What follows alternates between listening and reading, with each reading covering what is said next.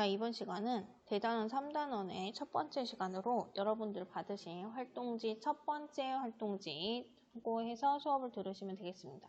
자, 첫 번째는 뭐냐면 화학변화가 뭔지 구별을 하셔야 되고, 그 화학 반응들 중에서 지구와 생명의 역사의 변화를 가져온 화학 반응에 무엇이 있는지를 파악하는 게 이번 시간의 주제입니다.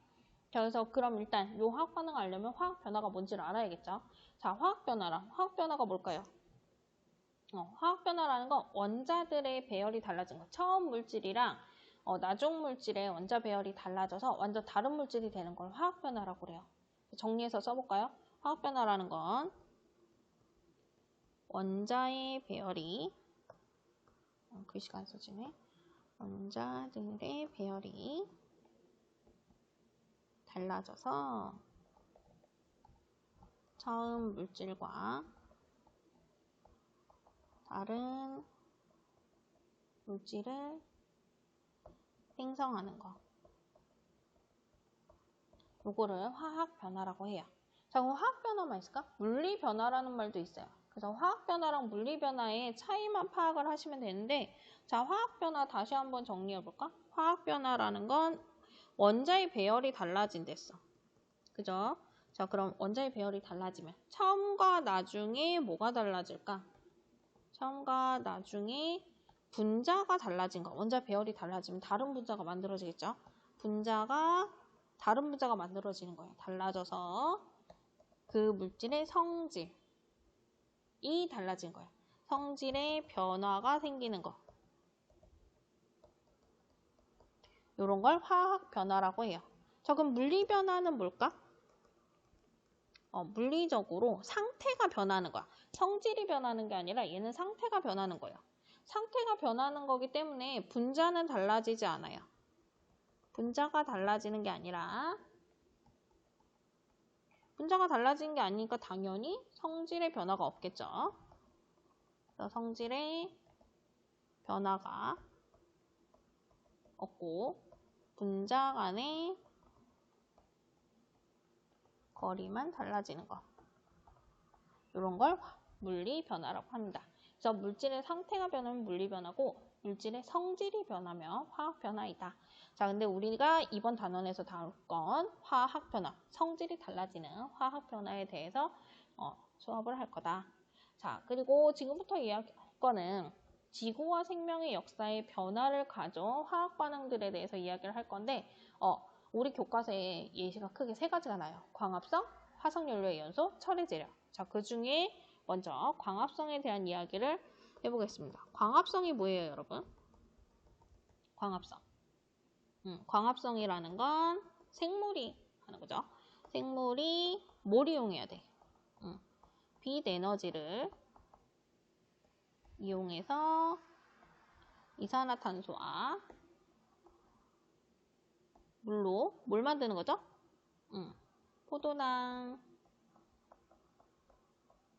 포도당과 뭐를 만들지? 중요한 거. 산소를 만드는 과정, 만드는 반응을 우리가 광합성이라고 하죠. 자, 이때 만들어지는 요 포도당은 어디에 쓰여요? 생물체의 에너지원으로 사용된다. 라는 것도 같이 알아두시면 좋겠죠. 자, 그럼 광합성에 대해서 학습지를 보면서 조금 더 자세히 정리를 해보도록 합시다. 광합성이 일어나는 곳은 어디냐면 식물의 세포 소기관 안에 있는 엽록체에서 일어나. 그리고 엽록체 안에서 방금 얘기했던 거 이산화탄소와 뭘 이용한다고? 그지?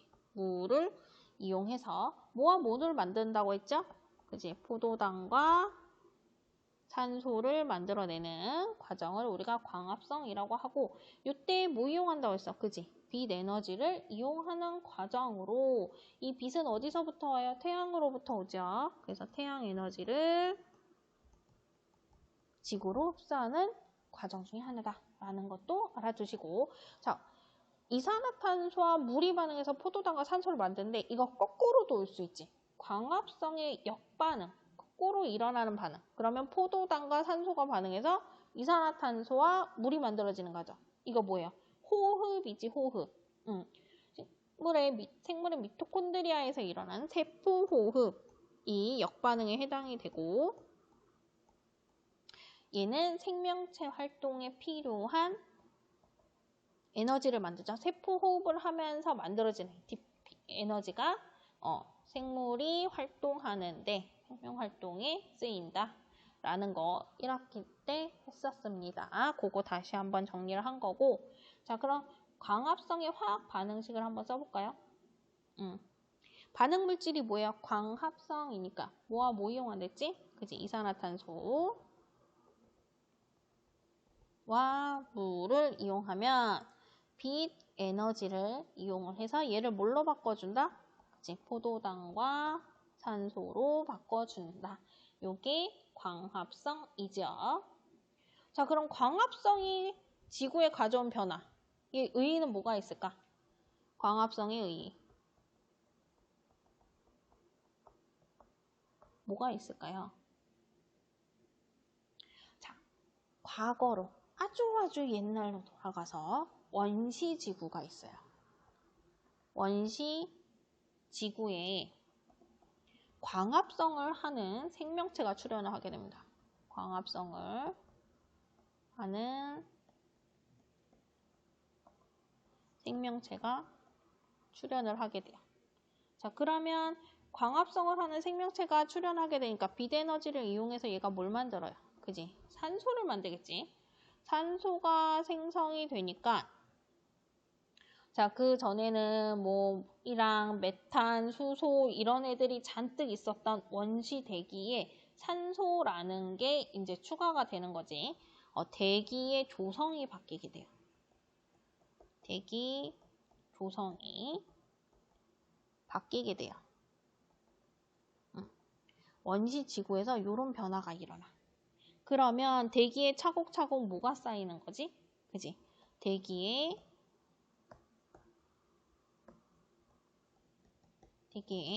산소가 쌓이게 되고 산소가 쌓이면 이제 그걸 이용하는 생명체가 생기겠죠? 산소 호흡을 하는 생명체가 생겨나게 됩니다. 산소 호흡을 하는 생명체가 출현을 하게 되고 자, 산소 호흡하는 애만 생기는 게 아니라 산소들이 많아지니까 더불어 오존층이 형성되기도 해요. 자, 오존이라는 게 뭘까, 오존? 오존에 대해서 조금 자세히 볼게요. 자, 오존이라는 건 뭐냐면 산소 분자는 분자지, 안정되어 있는 상태예요. O2라는 산소 분자가 안정된 산소 분자가 이게 많은 자외선을 흡수를 하게 돼요. 그러면 얘가 불안정한 두 개의 산소로 쪼개져요. 자, 그럼 얘는 서로 짝져져 있지 않으니까 굉장히 불안한 상태가 되지.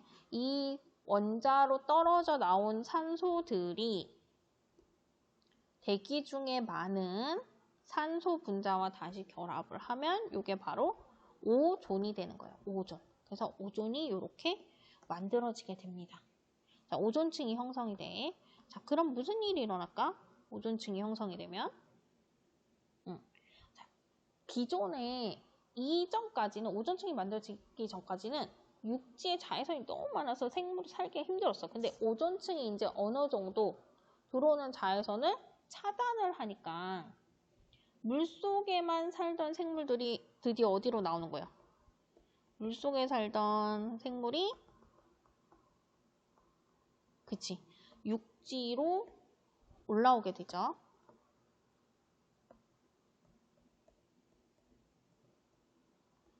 육지로 올라오게 되면서 이제 바다 생물뿐만이 아니라 다양한 생물들로 진화할 수 있는 계기가 됩니다. 그래서 이게 광합성이 가지는 의의예요. 그거를 우리 학습지에 그림을 보면서 다시 한번 정리를 해봅시다. 자, 지금 수소, 탄, 수증기, 산소 요런 질산, 요런 애들이 잔뜩 있는 요런 게 바로 원시 대기이죠. 메테인, 수소, 물, 암모니아, 뭐 요런 애들이 잔뜩 있어 지금. 이런 원시 대기에 광합성하는 생물체가 출현을 하죠. 광합성을 하는 생물이 출현을 하면서 대기 중에 이제 뭐가 증가하는 거야? 오토 잔뜩 있지. 산소가 증가를 하게 되고, 산소가 증가하면 뭐 만들어진다고? 산소가 증가하면 산소 호흡을 하는 생명체들이 생겨나기 시작하면서 오존층이 만들어지고, 이 오존층이 외부로부터 들어오는 유해 방사선을 차단을 하게 되죠. 그러면서 물속에 있던 생물들이 육지로 올라오게 된다. 육지 생물이 출현하게 되는 거죠. 자, 이 과정도 이해돼요? 그래서 광합성 하나로 인해서 산소량이 증가하고, 산소로 인해서 오존층이 만들어지고, 오존층에 의해서 유해 우주로부터 온 방사선 차단이 되면서 육지의 생물들이 출현하게 되었다 하는 게 첫 번째 지구와 관련된 화학 반응인 광합성이었어요. 자, 그럼 두 번째 화석연료의 연소 봅시다. 화석연료는 뭘 우리가 화석연료라고 하나요? 자, 일단 여기를 지우고 시작해볼까? 조금 더 써야 되니까 일단 지우고요. 자, 두 번째 화석연료. 화석연료를 이해하려면 화석연료가 뭔지 알아야겠죠? 화석연료, 우리 뭘 화석연료라고 해요? 자, 이 화석연료는 저기 지질시대에 만들어진 거야. 지질시대에 살던 생물체라고 하는 게 더 맞겠죠? 생물체가 땅에 묻혀야 돼요. 땅 속에 묻혀서 굉장히 오랜 시간 동안 고압의 조건에서 만들어지는 걸 우리가 화석연료라고 해요. 오랜 시간 동안 묻혀 있어야 돼. 오랜 시간 동안 높은 압력을 받아서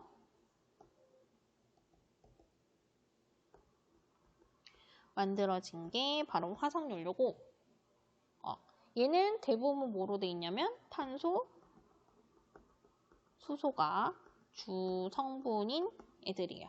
그래서 대표적인 예가 석탄석유, 천연가스 이런 게 있죠.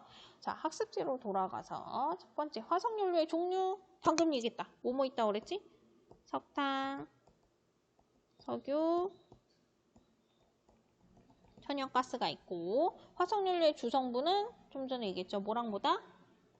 탄소와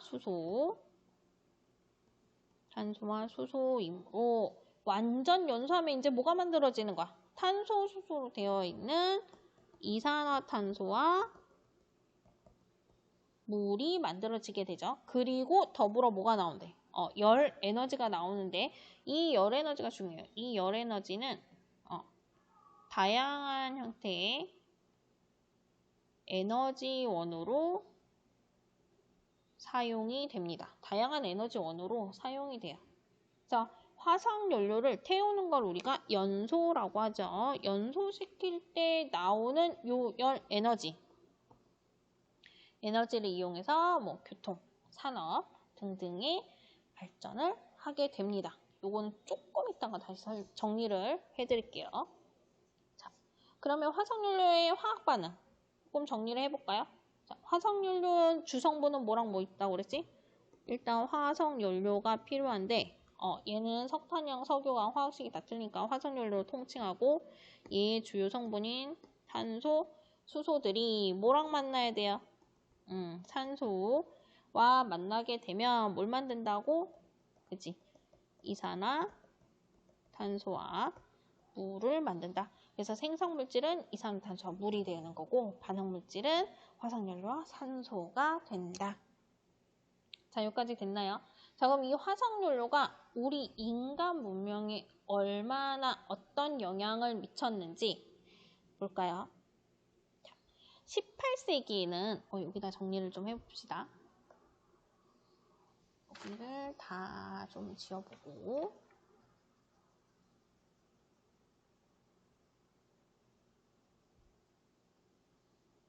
화석연료가 인류에 미친 영향.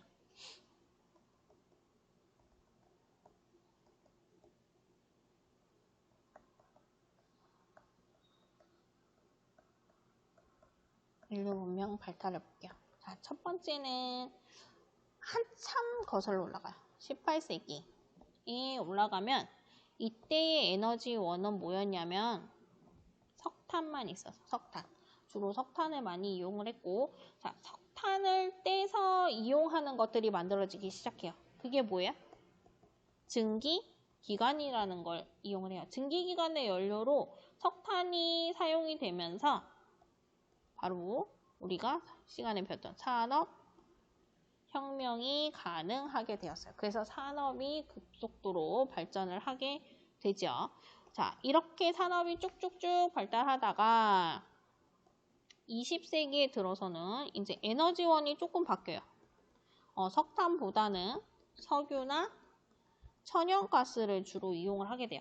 석탄보다는 사용이 좀 편리한 석유를 이용을 하게 되면서 우리가 흔히 말하는 휘발유 이런 것들 어디에 이용돼 있니? 그지? 교통수단 그리고 천연가스, LPG 이런 거 도시가스라고 우리가 얘기하는 거 주택 그리고 다양한 산업 분야에 석유나 천연가스가 주 에너지원으로 사용이 되면서 더 편리하게 쓸 수 있으니까 더 기하급수적으로 발전을 하게 되겠죠. 그러다가 이제 현재 들어와서는 사용되는 에너지원이 기존의 석유, 천연가스와 더불어서 뭐가 쓰이냐면 전기라는 게 쓰여요. 전기. 그래서 석유라는 애를 그냥 단순히 교통수단이나 주택 등의 그런 연료로만 쓰는 게 아니라 그 안에서 플라스틱, 섬유 이런 것들을 뽑아서 다양한 화학 제품의 원료들로 우리가 사용을 하고 있습니다. 그래서 화석연료는 산업 분야, 산업혁명과 관련이 있는 화학 반응 중에 하나이다 라는 거 알아두셨으면 좋겠습니다. 자, 그럼 세 번째 철의 재련 2페이지 보시면 철의 재련으로 갈까요? 자, 우리가 자연 상태에서 보고 있는 철은 주로 자연 상태의 철은 그냥 순수한 철이 아니에요. 산화철의 형태로 존재를 해요. 산화철의 형태로 존재를 하게 됩니다. 산화철이란 건 뭐냐면 우리가 쇠못, 철로 된 못을 녹슬었다라고 하죠. 산소가 덕지덕지 붙어있는 애들이야. 그래서 그런 걸 철광석이라고 해요. 산화철의 형태로 존재하는 철광석에서부터 우리가 산소를 떼어내서 순수한 철을 얻게 돼요. 그러니까 철광석이라는 거의 주성분은 뭐겠어? 순수한 철에 뭐가 붙어있다고? 그지? 산소가 붙어있는 철과 산소가 결합한 산화철의 형태로 존재를 합니다. 산화철 혹시 보면 V2O3 이렇게 써져 있는 게 산화철이에요. 그래서 이런 산화철 형태로 되어 있는 철광석을 코크스, 석회석 이런 애들이랑 혼합해서 뜨거운 용광로에다 넣고 막 가열해서 공기를 넣으면 산소가 떨어져 나오고 순수한 철을 얻을 수 있는데 이렇게 산화철에서 산소를 분리하는 과정을 바로 우리가 지금 배우려고 하는 철의 재련이라고 합니다. 여러분들 수업 시간에 인포그래피 만들면서 이미 자료 찾아본 학생들도 있을 거예요.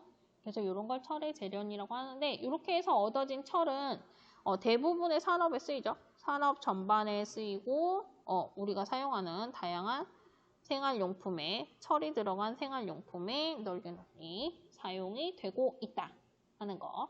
자, 그래서 철의 재련의 화학 반응은 반응 물질이 일단 뭐예요? 산화, 순수한 철이 아니죠. 산화철에 아까 뭐 한다고 했어? 코크스와 석회석을 혼합해서 용광로에 넣고서는 막 공기를 넣는다고 했지? 이때 나온 게 바로 일산화탄소예요. 그래서 일산화탄소 CO라고 표현되는 일산화탄소를 반응을 시키면 우리가 원하는 순수한 철과 더불어 생성물질로 이산화탄소가 발생하게 됩니다. 요거에 대한 정확한 화학식은 산화하는 반응 뒤에 하면서 선생님 화학식을 다시 한번 써줄 거예요. 이번 시간에는 개념만 이해하시면 될 것 같아요. 자, 그래서 가장 중요한 거 광합성 뭔지 알았고 화석연료 연소 뭔지 알았어. 그죠? 그리고 철의 재련이 뭔지도 알았어요. 그럼 요 세 가지 반응들의 공통점은 뭘까요? 처음의 물질이랑 나중의 물질이 완전히 다른 물질로 됐죠. 첫 번째, 물질의 성질이 바뀌었다. 물질의 성질이 바뀌는 반응. 그런 걸 뭐라 했지? 화학 반응, 화학 변화, 화학 반응이다가 얘네들의 공통점이고, 두 번째 공통점. 다 뭐가 사용돼? 그치? 산소가 관여하는 반응이요. 나중에 산소가 만들어지든지 처음에 산소가 생기든지 산소가 관여하는 반응이다. 그래서 이 두 가지 공통점들을 잘 알아두시기 바랍니다. 자, 그럼 세 번째로 넘어가서 아까 수업 시간에 여러분들이 세 가지를 찾아보고 이미 우리가 수업을 하기 전에 반응물과 생성물이랑 지구와 생명의 역사에 가져온 변화들에 대해서 여러분들이 조사를 다 해봤어요. 그죠? 조사해본 내용들을 선생님이 간단하게 정리를 하고 넘어가도록 하겠습니다. 자, 먼저 광합성에서의 반응물은 뭔가요? 광합성에서의 반응물 뭐였지? 그지? 이산화탄소와 물이 있죠. 생성물은 뭐가 있지? 그지? 포도당과 산소가 있죠.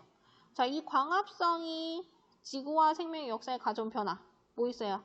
광합성에 의해서 만들어진 산소가 만들어지고 이 산소가 뭐의 변화를 가져왔지? 그치? 지구 대기의 변화를 가져오게 되고 지구 대기의 변화로 인해서 큰 변화가 뭐가 일어났어요? 바닷속 생물이 그치? 어디로 왔지? 육지로 올라오게 됐죠. 육상으로 진출하게 됐다. 또 산소를 이용해서 호흡하는 생명체가 나타나게 되면서 산소 호흡을 하는 생명체가 나타나게 되면서 생물들이 다양하게 진화할 수 있었다. 라는 거 앞에서 정리했었고요. 자, 두 번째 화석연료의 연소.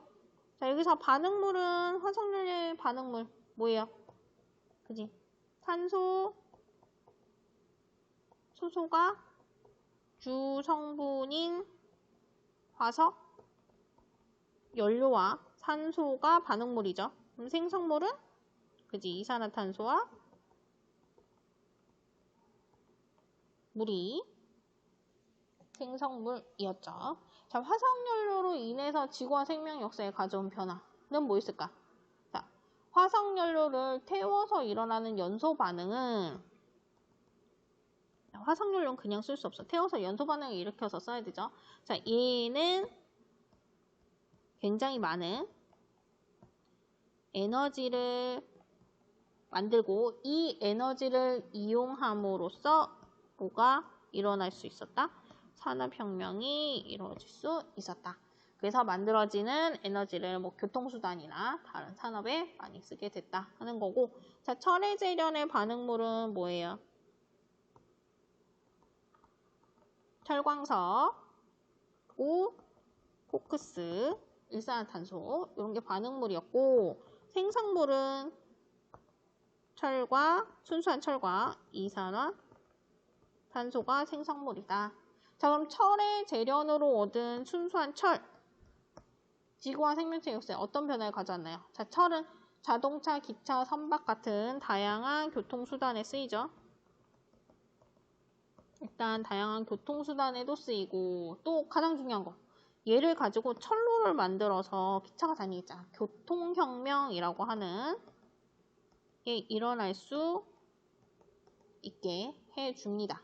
그리고 철은 교통수단에만 이용되는 게 아니라 다양한 뭔가 건축물, 콘크리트 건물 세우는 그 철제 기준, 기초가 되는 그런 것들도 다 철이 쓰이죠.